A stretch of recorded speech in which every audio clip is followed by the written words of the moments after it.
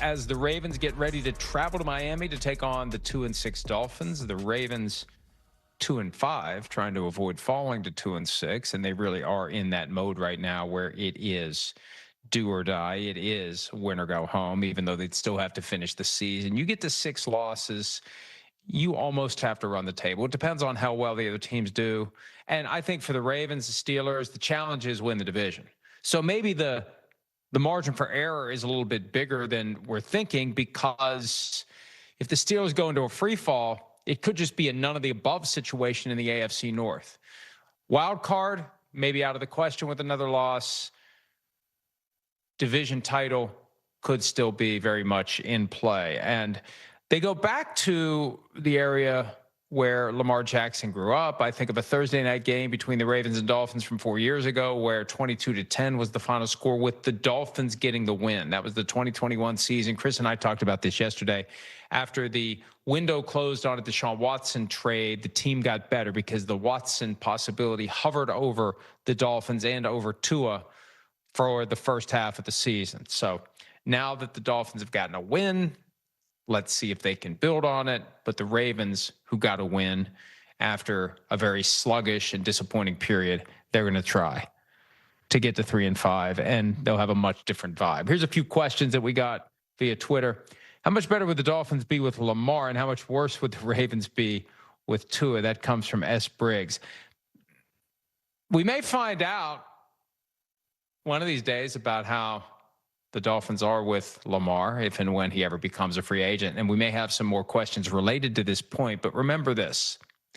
He signed through 2027. That's 2 more seasons after this one. The way the contract is structured, there is no way the Ravens would be able to apply the franchise tag again to Lamar Jackson in 2028.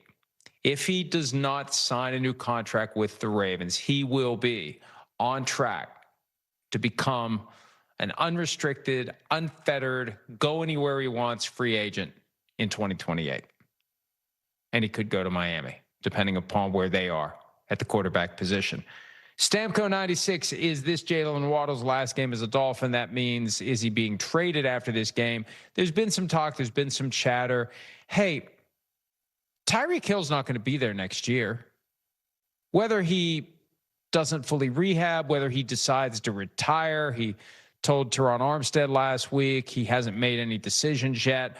The Dolphins aren't going to keep him under his current contract with a $36 million compensation package. That's not happening. So you're going to move on from Jalen Waddle as well? I don't know that it's a sure thing. When you become a seller, that doesn't mean you just start selling anyone and everyone. Now, somebody could blow you away with an offer for Jalen Waddle that causes you to decide to do it. But I mean, if anybody's going to be blowing anyone away, it's the Eagles getting blown away in an offer for A.J. Brown. So I don't think it's Waddle's last game, which probably means it is his last game as a Dolphin. Chris Barbary, is there any outcome that would result in John Harbaugh getting fired after 2025? Well, I don't think he'll get fired. I think that given the amount of time he's been with the team and what he's accomplished there, it would be a mutual parting. Now, the question is whether he would go along with the mutual parting or whether he would do what his brother Jim said 11, 12 years ago in San Francisco when the team called it a mutual parting, and he basically said, baloney, I got fired. There has been some talk over the years about John Harbaugh having a wandering eye. Maybe a college job or two has caught his fancy. Maybe Penn State will come calling. Can't imagine him going to LSU. Penn State, who knows? But I said this yesterday. Chris and I were having the conversation about Mike Tomlin in Pittsburgh. There's a point where you just have to ask, is it time? Is it time?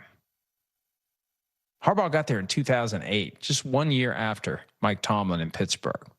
Is it time? For both sides, is it time? Tom Marshall, by keeping Mike McDaniel, is Stephen Ross tanking in plain sight? Well, if he is, it didn't work. They won. So much for tanking. Tanks for nothing. Tanks for nothing.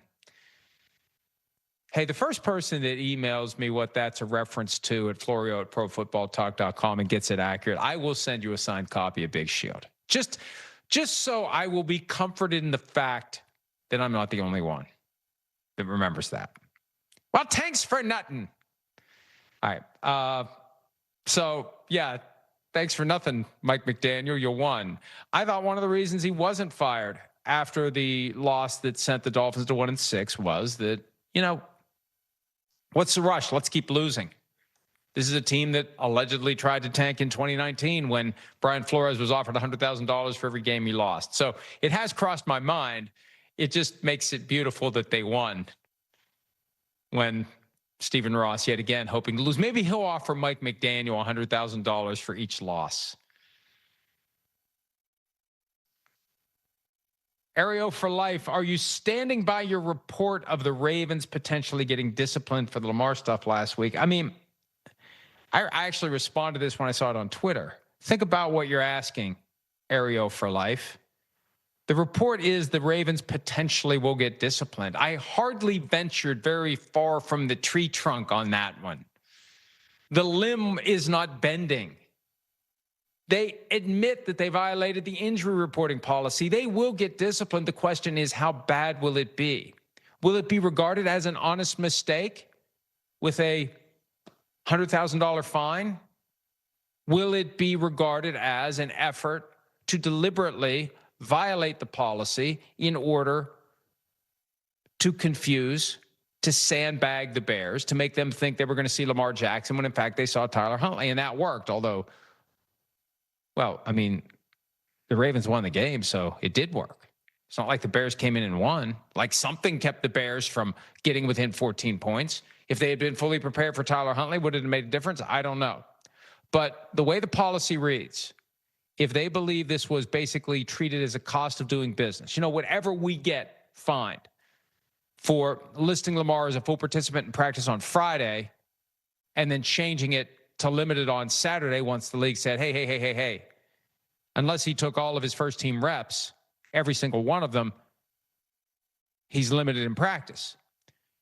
If you just treat that as a parking ticket, pocket change, that's how you get hammered based upon the way the rule is written. And that's without even getting into the question of whether or not there were any actual gambling tentacles.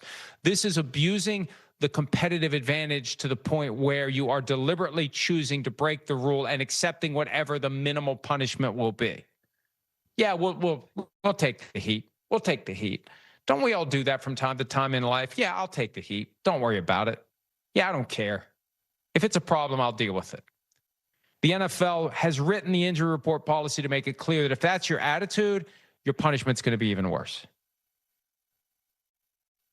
John Prowell, when will the NFL start coming down hard on mistakes in injury reports to the point of taking draft picks away? And there are 3 things that can happen. Well, actually 4. 5. 5 is nothing. 1 is a fine. 2 is draft picks. 3 is suspensions of individuals. And 4, 5, I lost track. You could have banishments if they think that there's some sort of gambling manipulation that is related to this. And my guess is that the investigation would be the tip of an iceberg that leads them to realize there's some sort of widespread issue with gambling, and then you'd have multiple people who would potentially be banished. But draft picks are in play under the policy, and I think that if the league will find in its investigation, and there's a lot of wagons circling happening, and they may throw somebody under the bus in Baltimore. They're already kind of throwing the training staff and the PR staff under the bus. As this investigation proceeds, if the league believes a calculation was made to deliberately violate the policy in an effort to fool the Bears, they'll lose a draft pick. If that's the end result of the investigation, if that's what they find when they start asking questions, and this is the problem with throwing the training staff and PR under the bus, they may know stuff that could get you in big trouble. Am I going to go down with the ship here? Am I going to let you throw me under the bus, or am I going to grab you and take you with me? All right. So I think that the Ravens need to be very concerned, and we've moved on. That's one of the realities of football season. Another bright, shiny object sliding down the conveyor belt. We've had games on Sunday, game on Monday, game tonight, but it is a Ravens game, and Lamar Jackson is playing. But let's not forget, because just like the Giants concussion evaluation issue, there will be on an upcoming Friday afternoon an announcement made about the Ravens, although maybe it won't be a Friday afternoon. See, the problem for the Ravens is this. As a source told me over the weekend, it's a very important subject at a very important time. Will the league feel compelled to make an example out of the Ravens, to show everyone, Congress, prosecutors, fans, anyone, we've got this under control? You can trust us to run our own stuff. Hi, it's Mike Florio. Thanks for watching PFT on YouTube. Hit subscribe for the latest news and analysis from Pro Football Talk.